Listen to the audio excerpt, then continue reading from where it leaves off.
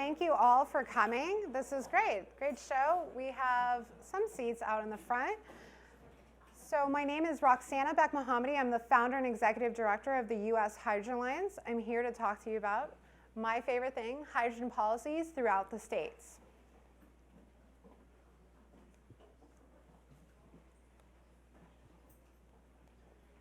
Green button on top. Ta-da.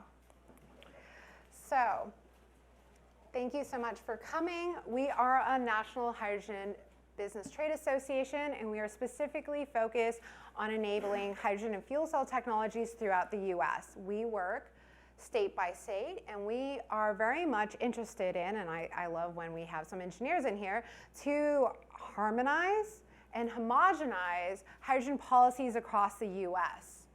So we do consider ourselves policy thought leaders. We're interested in creating model legislation, working closely with legislators as well as technical audiences, and also, of course, those are our brothers and sisters in other associations. There's something quite important here.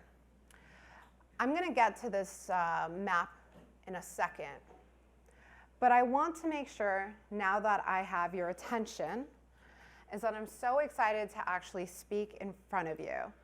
I consider you our future hydrogen leaders. The recent scare of the government shutdown is an example of how political waters are equivalent to ocean waves in stormy weather. It is USHA's mission, which USHA is belovedly what we call the U.S. Hydrogen Alliance. It's our mission to ensure that the hydrogen industry does not drown by these violent eddies. Another technical term for you guys. First, I want you to look at what's happening on the ground. This is what I consider the ground in the US. In 2021, we had 24 hydrogen bills that were introduced in state legislatures. With 15 that passed into law, we may have done all of those. That is a 63% passage rate that were enacted. So enacted means that it got passed into law.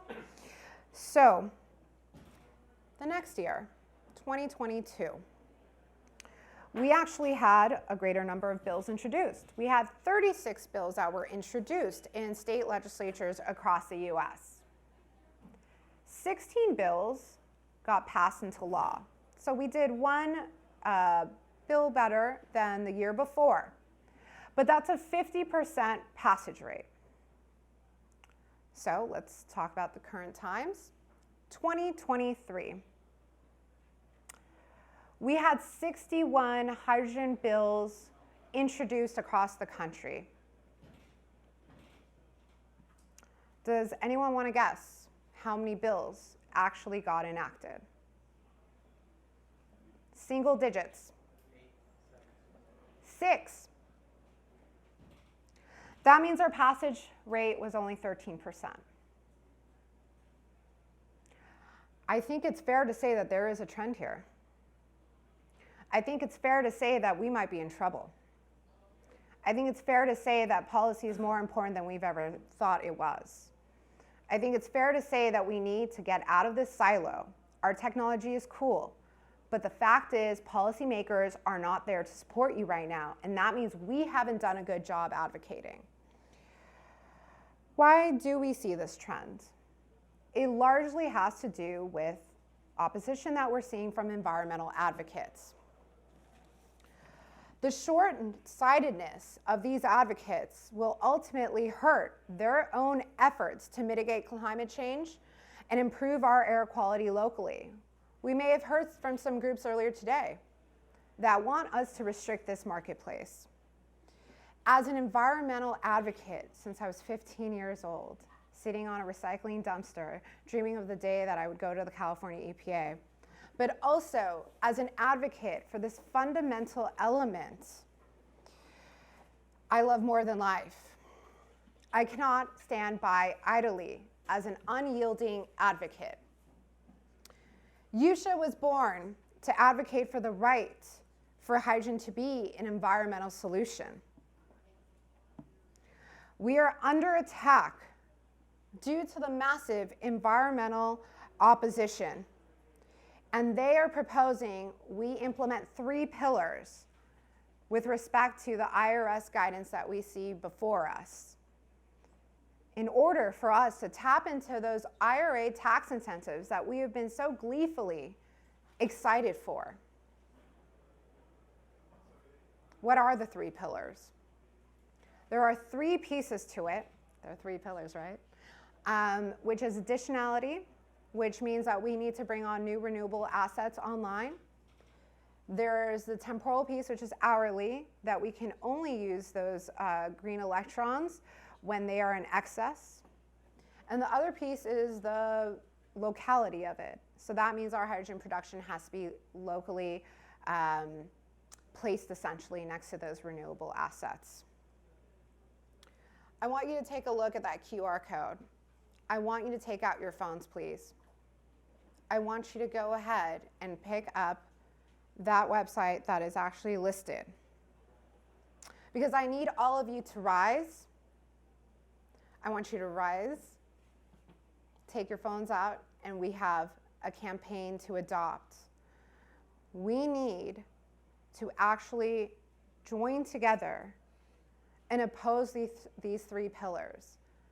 We have actually put together an opposition campaign. We are building a grassroots lobby, and we are educating policymakers. We are bringing them together to ask us questions. We are answering some of their most fundamental questions. What is hydrogen? Why do we even need it?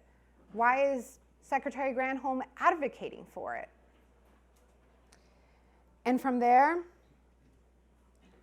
we are now actually, at this exact moment, our staff is sending out 9,000 emails to state and federal legislators to invite them to learn about this campaign. That's not all. I want you to also take out your phones and scan this QR code, because our voices will reach the highest octave when we actually come together November 12th and 14th in Washington, D.C., with hundreds of policymakers, virtually and in person, to have this conversation face to face. We saw that this worked last year during our first annual Hydrogen Policy Leaders Convention. This is the most important time for this industry, because in 2024, we're not going to have hydrogen policies that are going to ensure that you exist. Is that clear? That silence isn't going to take us anywhere. Are we clear?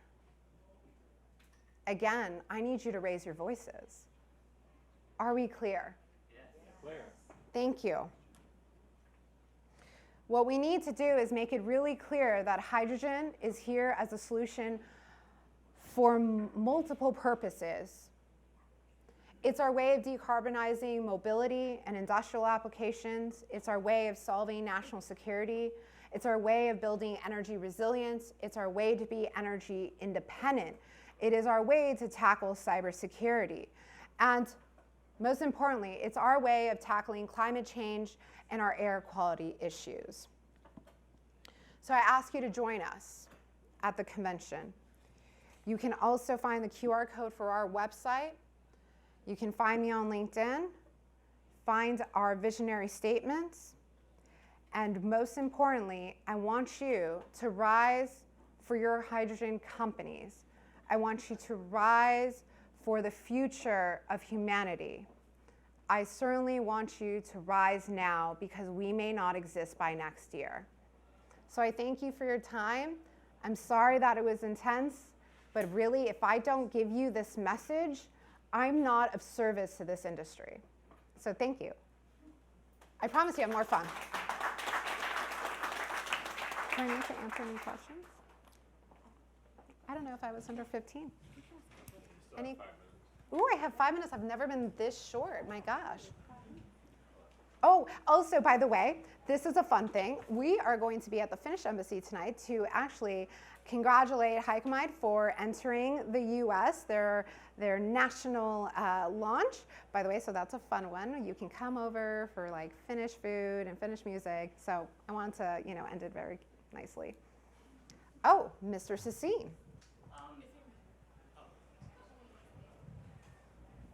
Tim Sassine, Ballard Power Systems. A lot of people have heard about all the hydrogen activity going on in California. What other states have hydrogen activity or policy activity? Well, you would be surprised. Some states like Oklahoma, Utah, Montana. Nebraska is an interesting place. Things are happening. Obviously, New York, Texas, Oregon, Washington. I don't know, Michelle, any other places? There's a number of states. There's about 20 states more or less between the last 3 years. Just in the Northwest alone, there's 4 active, planned, or under construction projects. Thank you. Can you give her the microphone, please? Thank you. Michelle from the Renewable Hydrogen Alliance. Just in the Northwest region, which would be Washington, Oregon, and Idaho, Montana, about 34 active in planning or under construction projects. Take that, Europe.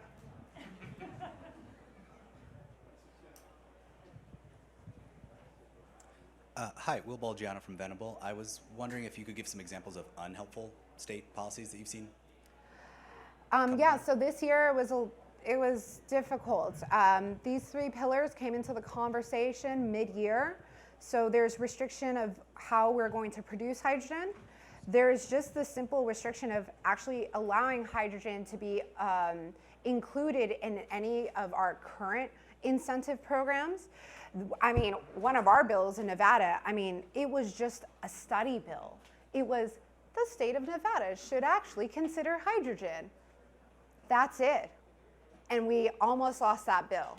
So it is of the simplest nature that we are having opposition. Honestly, there's not even a lot of sophistication here. In 2021, we did get a tax incentive through in Utah. That was great.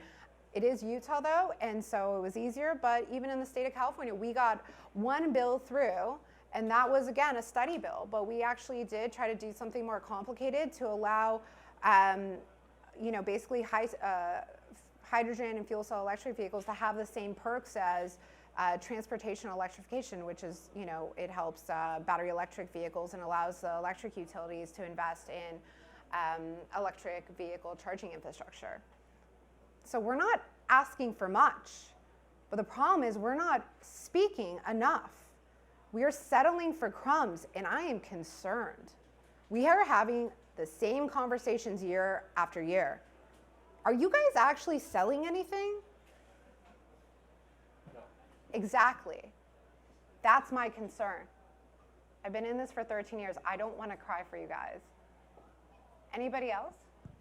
Hello, Roxana. My name is Opelwa, and it's really nice to meet you. I've kind of heard a bit about you and seen you talk about this very passionately. I'm really happy to see that. When we talk about things like this, especially from an opposition standpoint, how are you thinking of what is common between us and them, quote and unquote, which I hate to say, but the opposition is thinking additionality, hourly, and temporal resolutions on locality. And the whole idea is still stemming to this, we want to make sure that any money that is given to this is well earned. Yeah. How are you standing in the gap to say, we understand what you're saying, but we are supposed to be fighting to the same thing? What's that same thing for you, and how are you fighting that or thinking through that? Yeah, no, thank you. I have to come to these conferences and constantly explain there's a difference between policy, which is supposed to be rooted in reality and logic and science, and then there's politics. And politics is more about ideology, how money flows, at least in the US, who has the most might. And so essentially, it's all about our intentions. And I will say, from the environmental advocates' perspective, there is no ground to share. Their intention is not for us to exist. The conversations I have is, oh, we thought you weren't going to actually make it. Now that you're actually making it, we're just going to throw everything at you. They don't, these 3 pillars is just the beginning. I think that there's a lot of common ground.